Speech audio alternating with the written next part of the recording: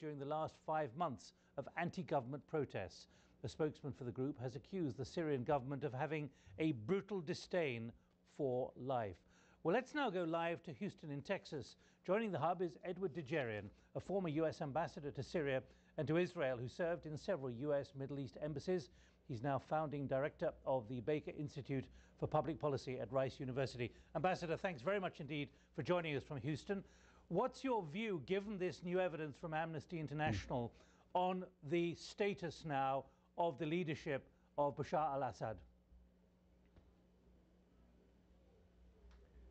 I think the Syrian leadership is increasingly becoming isolated, certainly internationally, and the decision that they've made to oppose the popular protests of their own people on the street through lethal force, and as you mentioned in your commentary, imprisoning people, and 88 people reportedly dying in imprisonment recently, shows that this is a slow, agonizing confrontation between the street and the Syrian regime that could well go on for a very tragically longer period of time. But I think the handwriting is certainly on the wall.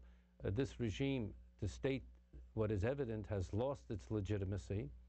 No regime can remain long in power after it is brutally killing its own people in the streets and in the prisons. Now, Ambassador, and therefore the challenge is... Ambassador, I was going to say that you served in Damascus during the Assad regime, and you know how it works, particularly the security apparatus. What is your assessment of who is really running this policy, which is one of determination to put down these protests? Is it the president himself, or is it the security structures?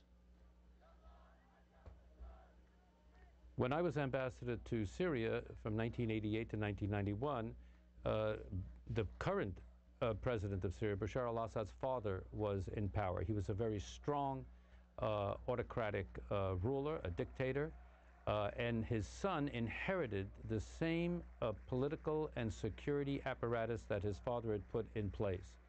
This is a very tight-knit group led by the Alawites, with top-level Sunni businessmen and others in the military.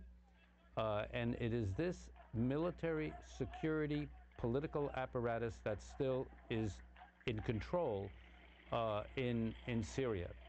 So Bashar al-Assad, I think, obviously is the president and responsible ultimately, but I don't think that he is making all these decisions alone. I think he cannot internally be as powerful as his father was in making the ultimate decisions. I think it's more of a very tight-knit, small collective of Alawites and security personnel who are making these decisions. Ambassador, let me put to you the challenge of now coming from Saudi Arabia, from Russia, which said it wouldn't really intervene in all of this. Do you sense in any way that there is any grounds or any evidence of second thoughts in Damascus about the new pressure emerging from countries which have traditionally been sympathetic?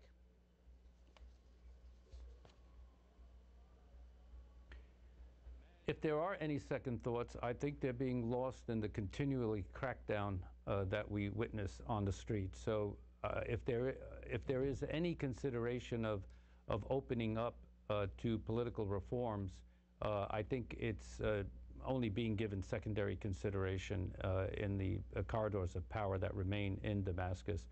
You know, there's something very interesting here. The whole international community, including, and most importantly, the Syrian people, gave President Bashar al-Assad, I think, a pass, a moment to really get ahead of the reform movement. He came into power as a reformist, as a young president, reformist, educated in England, and he has disappointed and deceived everyone on that reform agenda.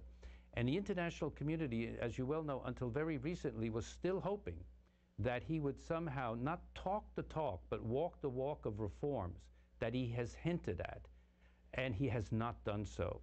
And therefore, I think the political space for a negotiated settlement between, or an agreement between the regime and the opposition and the street has long gone by.